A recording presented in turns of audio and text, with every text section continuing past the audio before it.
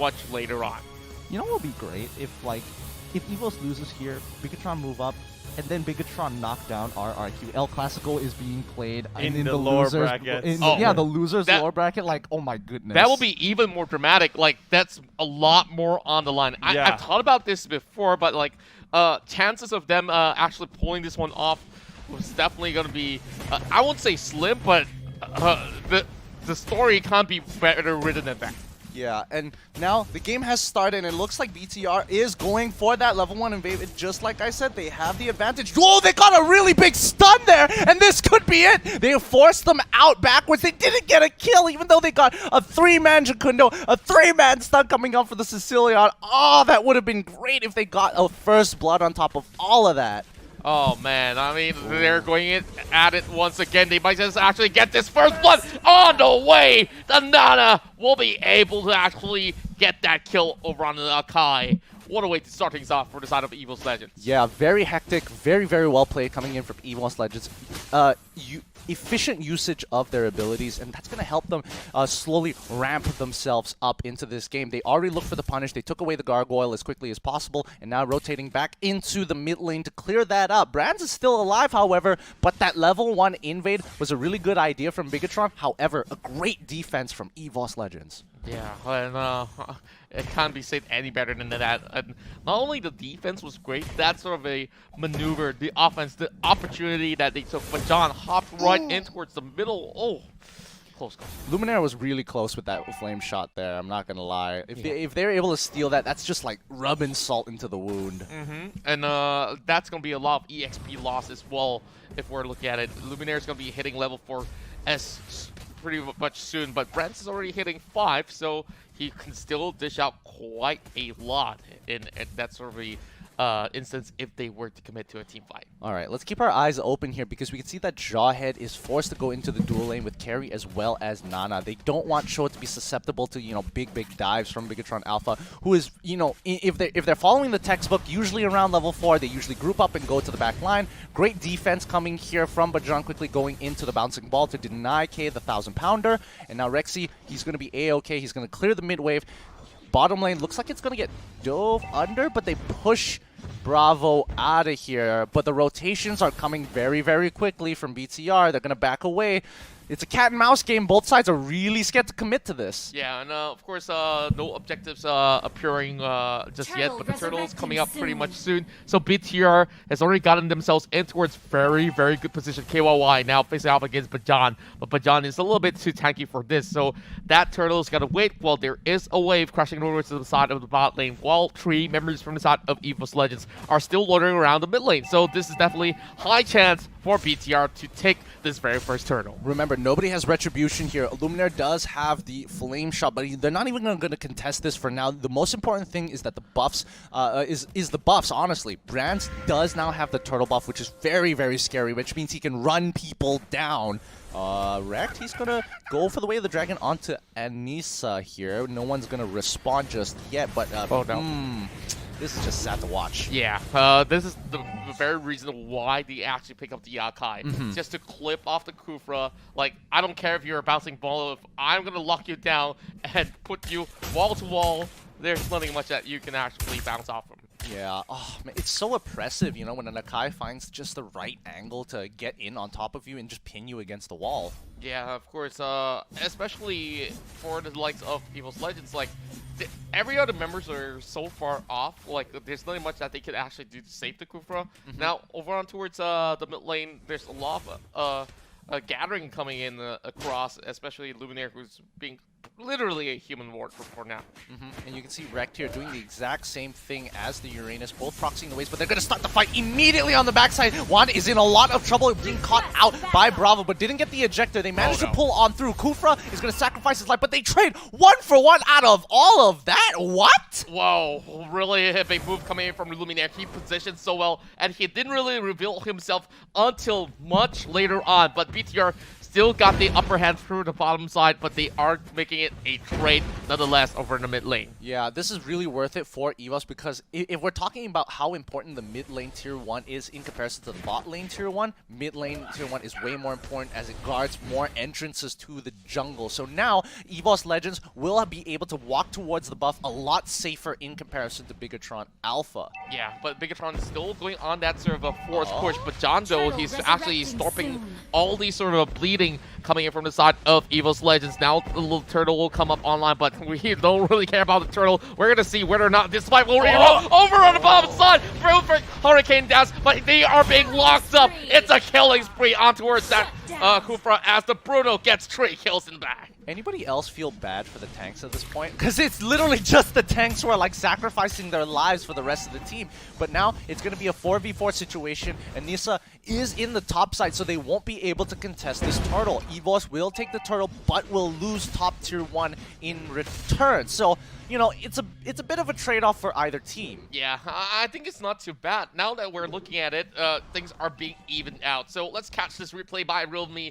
Look at how they actually started with this fight. He hops over the wall. KYY, he sucks too much damage. But of course, the main target right there, they managed to finally bring down that Bruno. And that goal was actually funneled in towards carry. So that's definitely important for Juan to actually get his items up. Not to mention that Bravo actually had to use the ejector to get the Akai out of there just to protect him at the very end. So really, sorry, KYY to get him out of there at the very end. So that was really, really nice because in most situations, like if it literally something was a little bit closer, he would end up throwing the minion instead, and that would have been really awkward. Yeah, pretty awkward indeed. But I'm looking at Luminaire actually taking quite a lot of damage out of that, but lucky enough, Calvary has already arrived, while the rest of BTR say, okay, we got no more business to do around here. But John, he's trying to actually set up something right here. He's going to go on that bouncing ball, forces out that Hurricane Dance, so that's pretty much a good news for the side of EVOS. Honestly, I think EVOS, if Sicilian landed his stun there, they would have been able to secure the kill because the 1,000 pounder was just used 2 seconds earlier and it would have still been on cooldown. So a wasted opportunity there. But never mind. Let's see whether they can make maximize chances elsewhere across the map.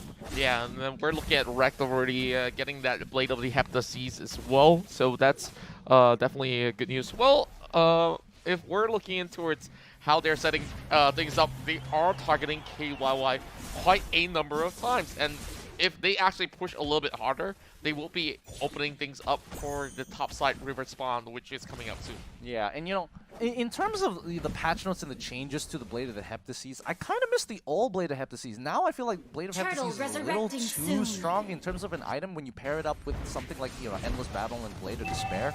It takes a little bit of time, yes, but like as a first item, it's really, really good. Yeah, pretty much true. Back then, it used to be like maybe a third item, so because of the price point, but now everyone's like, okay, let's rush this on the show, and you just get like a full set of kit that's so beneficial for his likings. And now we're looking towards KYY defending this buff. That's going to be Bajan just walking away, but over on the bottom side, Bravo flips off Rekt. He knows that this is too much of heat to take. Yeah, Rekt is a little too strong for the Jawhead as of yet. Even though Jawhead could look to potentially cheese Cho later on, but he's got to take as many opportunities to fight him as he can, because they have shown 3 members into the mid lane as well as 1 in the top. So that way Cho can easily split push without having to worry about getting rotated on, because his team is just keeping tabs of where everybody is. Yeah, and now over on the bottom side, we're already seeing another collapse on the KYY, and that Panda's got nowhere to escape. EVOS Legends will be able to actually take 1 more kill in the back, and hoping to actually escort this wave up towards the mid lane. And 1 more minute, we're going to see the Lord popping up soon. Oh, just look at this. BIGETRON Alpha is playing to their strength. Brands is getting big. He's got 3 kills in the bag. He's getting a lot of gold. His Purify is still up. 1 on the other side just bought his Golden Staff. He is 1 kill up, and 2 has gone to Luminaire because of his 6 snipes with a Flame Shot. Hopefully, because he has those 2 kills, he can be a little bit more useful. In this situation. He is playing Sicilian, so I'm just saying. Yeah. Oh, no. Oh, no way. I mean, that's just nasty right there. They got the tower, they got the kill, and this is also forcing EVOS Legends to back away. They're preparing for this this sort of a Lord setup as we are looking at right now. couple of all these movements across their own jungle to make sure that the camps are all cleared up, and Carry should be pretty much up online if he gets another item up. And now they take blue buff here.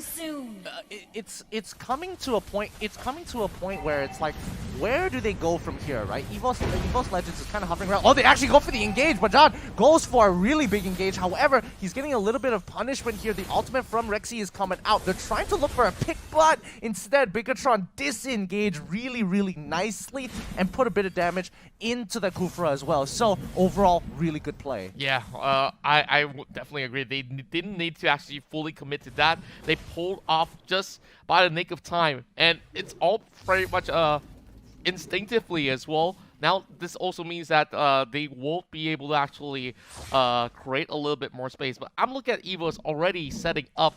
KYY is looking for that Hurricane Dance. He pinned it over the wall!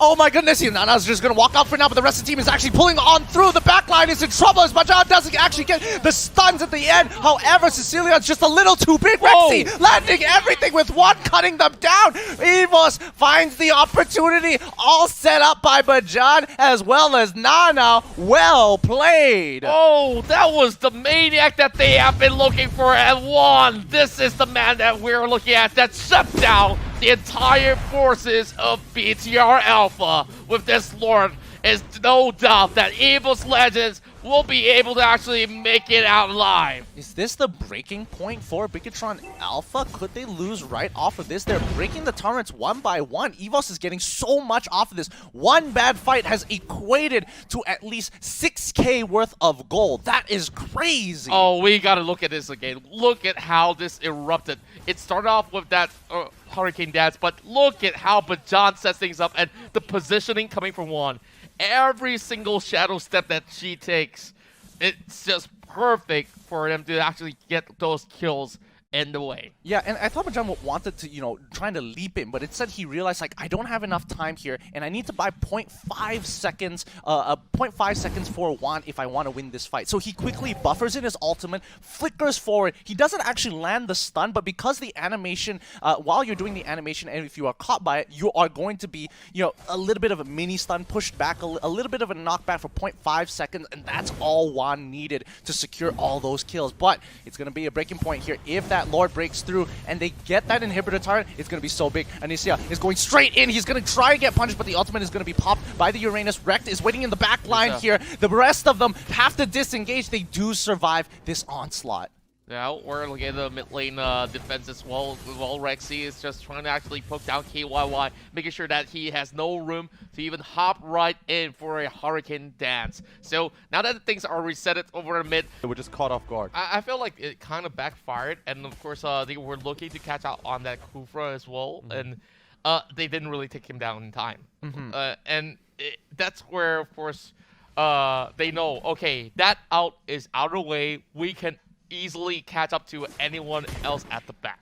I think we also have to notice, like, the play style between both of these teams. You can see that both EVOS and BIGETRON are a little afraid to commit wholeheartedly to this. And that final fight where Kufra was ready to die, I'm assuming Juan was making the call saying, hey, I'm in a really great position. They just use all of their big ultimates. We can actually win this fight. I just need 0.5 seconds.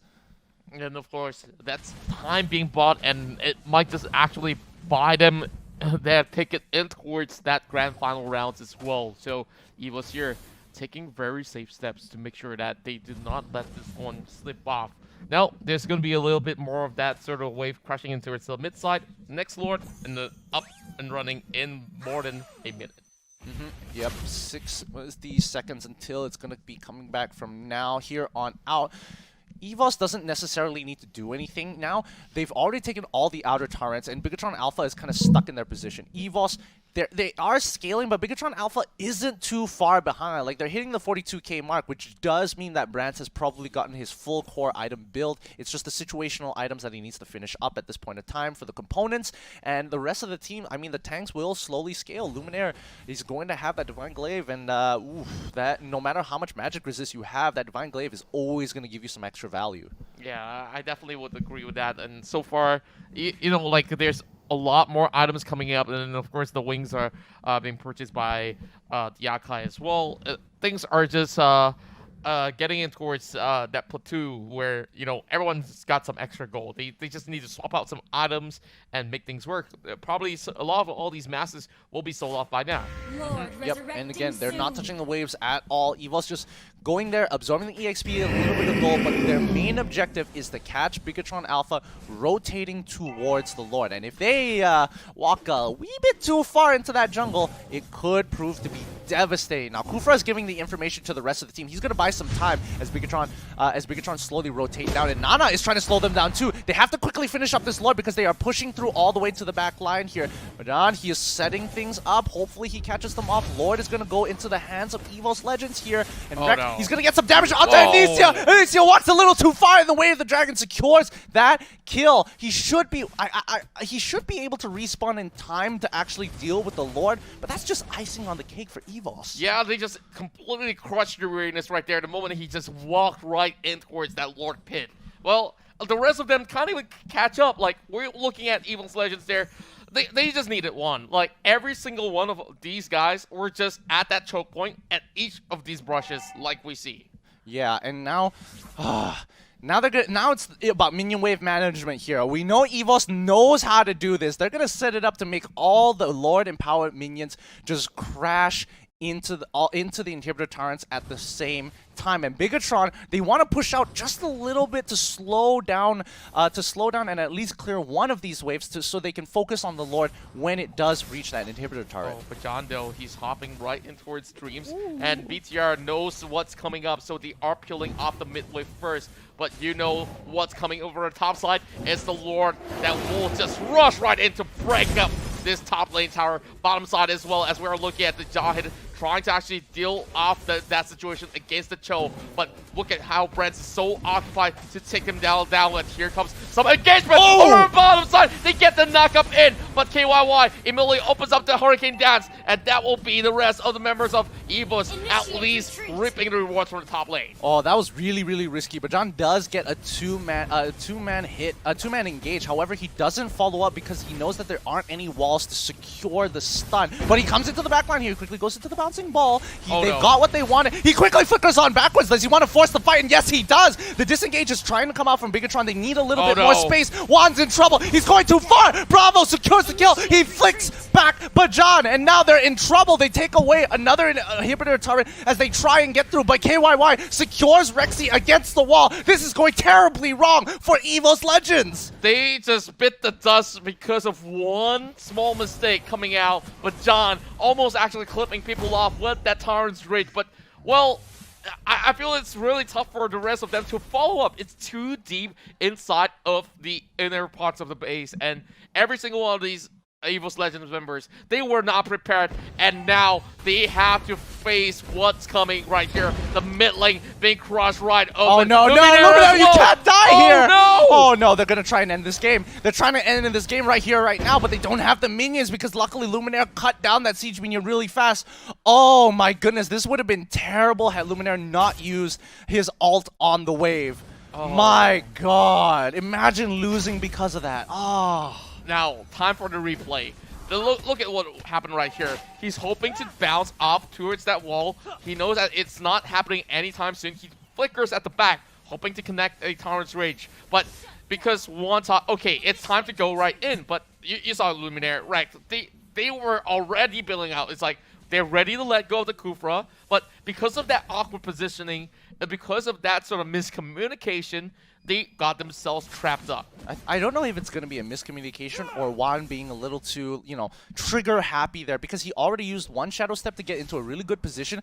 I felt like when he Shadow Stepped again in towards BIGETRON Alpha, thinking that he's got his whole team behind him. Like, you could even see Rekt being really hesitant to go in. It's like, I don't have my abilities yet. You might want to wait like a couple of seconds. But again, Juan really wanted to capitalize on the opportunity created by Bajan there. So maybe it could have been a little bit of both. Yeah, it's kind of like a little bit of both. You know what's really interesting about this matchup so far? It's so late even at some point in time, and none of these guys are actually hitting the double-digit kills yet. Maybe the closest one right now is of course EVOS Legends, and now they do have the Lord right up online.